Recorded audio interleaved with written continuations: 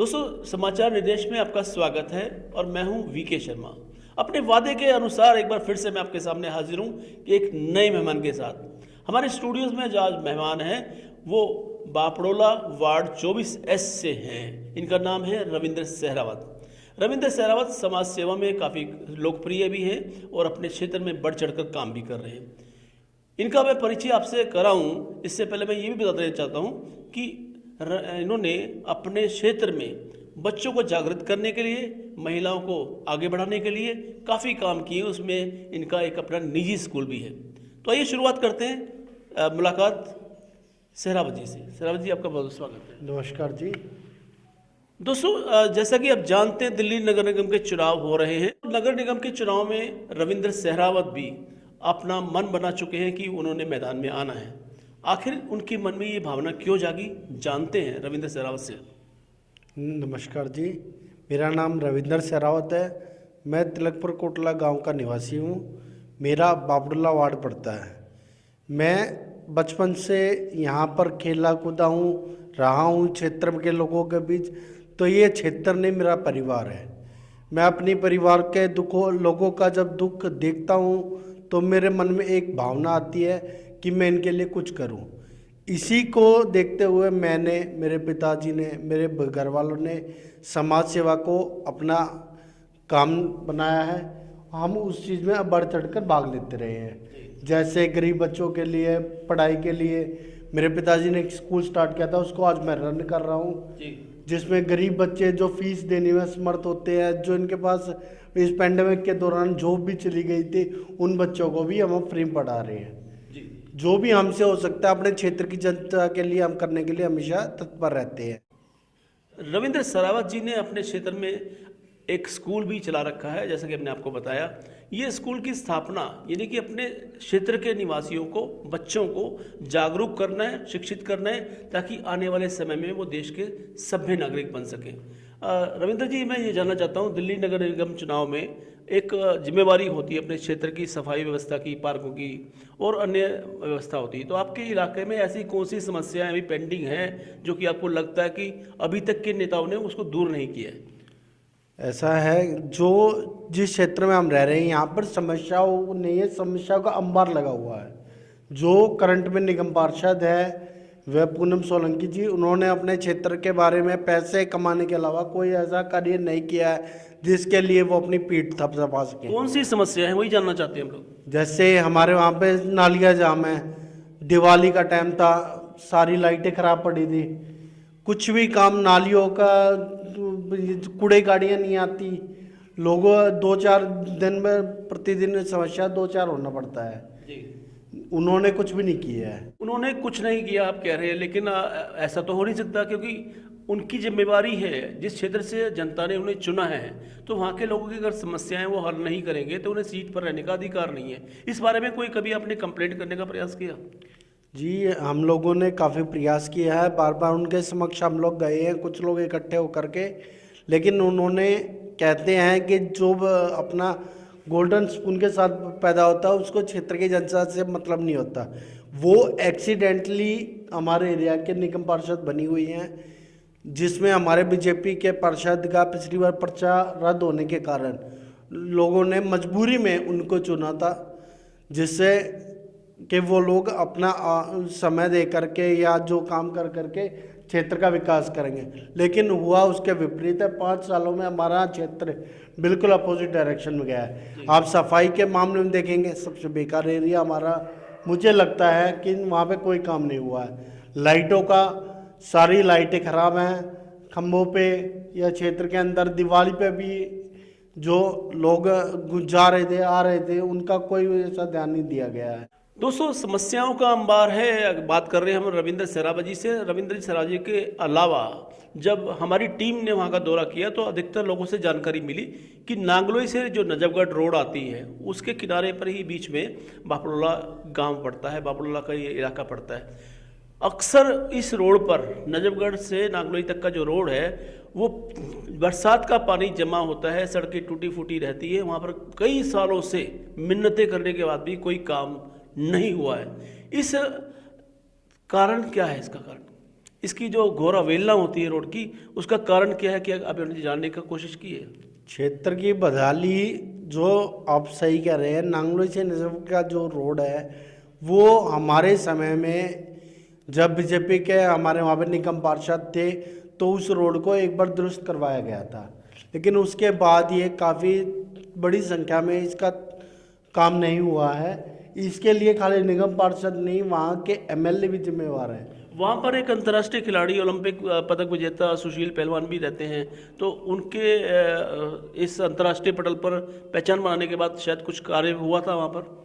ऐसा हमें भी उम्मीद थी कि हमारे क्षेत्र से कोई भाई आगे निकल के जाएगा, तो उन्हीं के देखते हुए शायद ये सोती हुई सरकार जागेगी, दिल्ली में कुछ काम करने का प्रयास करेगी, पर ऐसा नहीं हुआ है।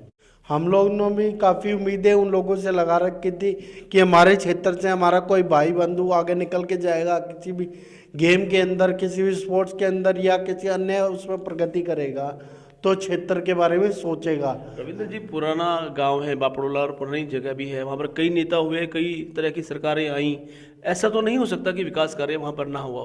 कोई ऐसी अचीवमेंट जिस पर आपको गर्व हो कि मैं बापड़ोला का निवासी हूँ?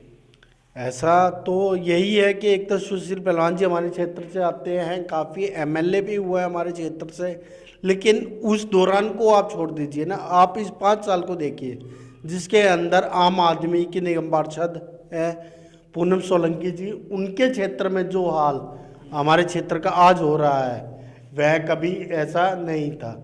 हमारा क्षेत्र काफ़ी खुशहाल था, उसी को देखते हुए हम लोगों ने इस राज्य में अपने क्षेत्र में काम करने का, सेवक के रूप में काम करने का सोचा है, ताकि अगर हम बनते हैं, हम आते हैं तो लोगों को ये जो 2-4 होना पड़ता है रोज़ की ज़रूरत से, चाहे कूड़े को लेकर के हो, चाहे बिजली पानी को लेकर के हो, उसके लिए हर संभव प्रयास हम लोग करेंगे। जो हमसे नहीं बन पाएगा उसके लिए आगे तक आवाज़ लेकर के जाएंगे। दोस्तों, मीठी मीठी बातें हो रही है रविंद्र सहरावत जी से, और रविंद्र जी बता रहे हैं उनके क्षेत्र में कितनी अवहेलना हुई है।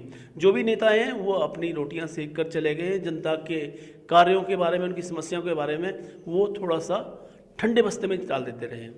अब जानने वाली बात यह है कि रविंद्र सहरावत जी मन बना चुके हैं कि उन्हें अपने क्षेत्र का प्रतिनिधित्व करना है, यानी कि राजनीति में वो अपना किस्मत आजमाना चाहते हैं, यहाँ से निगम का चुनाव लड़ना चाहते हैं। रविंद्र जी, मैं जानना ये चाहता हूँ कि अधिकतर आरोप लगाना बड़ा आसान है कि उस नेता ने ये काम नहीं किया, उसने ये काम नहीं किया।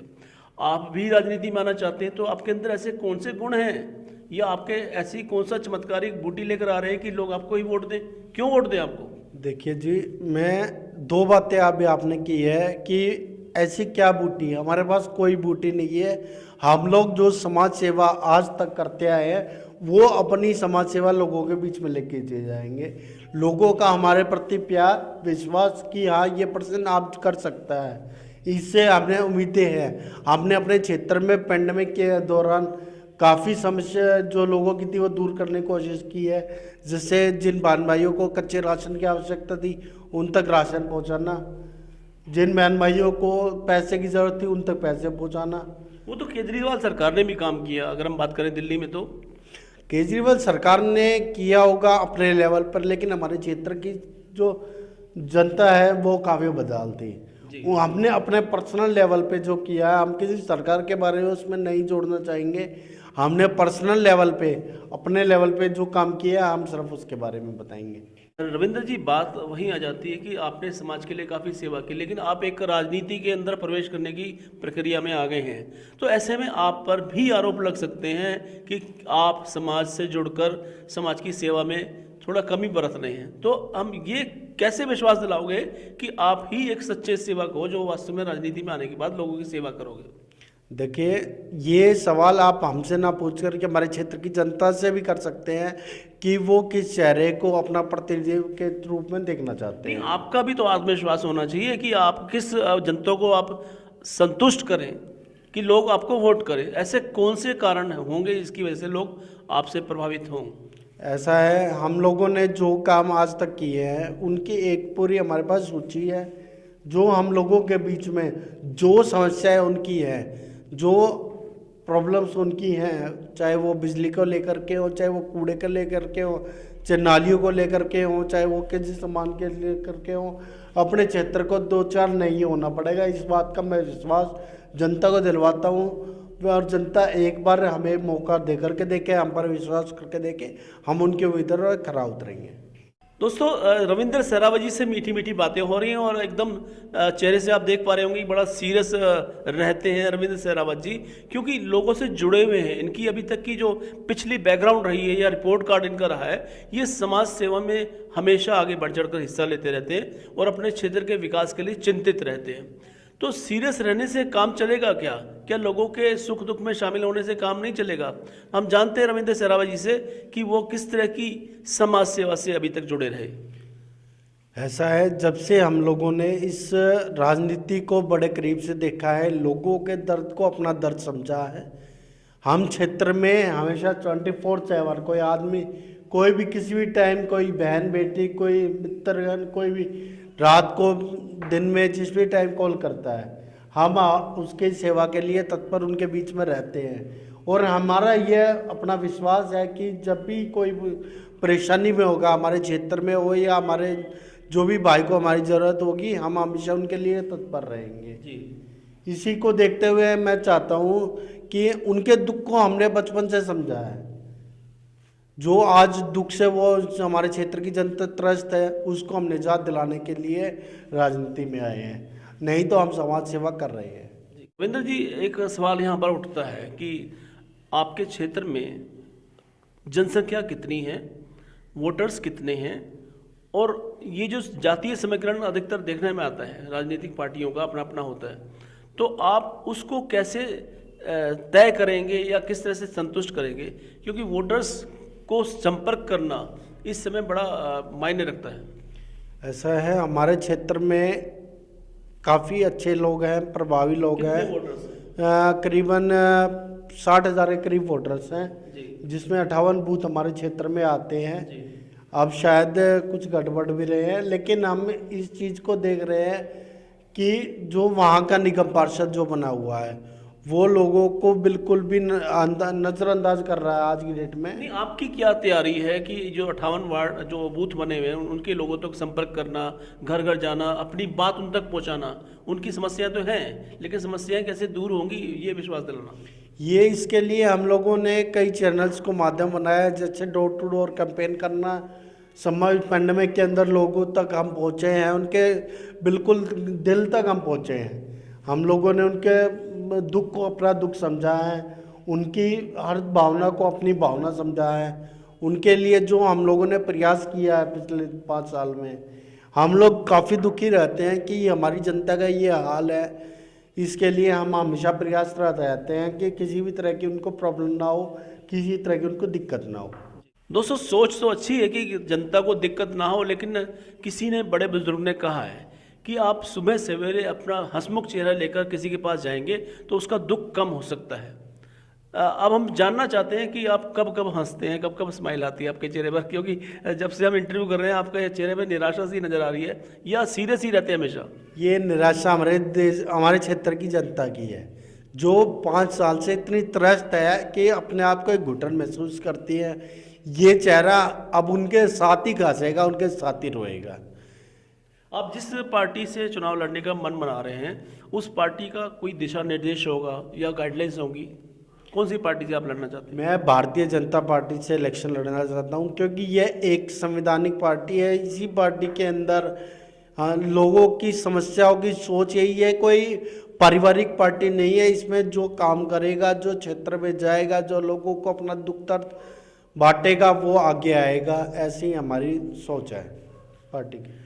पार्टी की सोच के साथ में रविंद्र सहरावत की सोच मिल चुकी है, और इनका जो बैकग्राउंड है आप जैसा कि जान चुके हैं कि समाज सेवा से जुड़कर ही इन्होंने अपना बचपन से और अभी तक का सफ़र तय किया है। अभी भी ये अपने पिताजी के बताए हुए मार्ग पर चल रहे हैं, यानी कि अपने क्षेत्र में शिक्षा का मंदिर, एक विद्यालय बनाया हुआ है, जिससे वहाँ के स्टूडेंट्स को एक अच्छे और बुरे की समझ देने का प्रयास कर रहे हैं। और आप भी इस बात को मानेंगे कि शिक्षित नागरिक ही देश का सबसे बड़ा और सच्चा सेवक बन सकता है।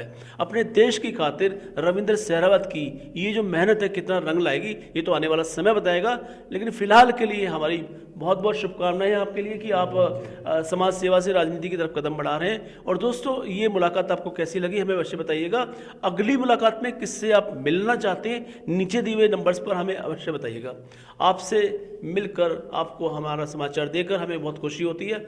समाचार निर्देश आपका अपना चैनल है, लगातार संपर्क में बने रहिएगा।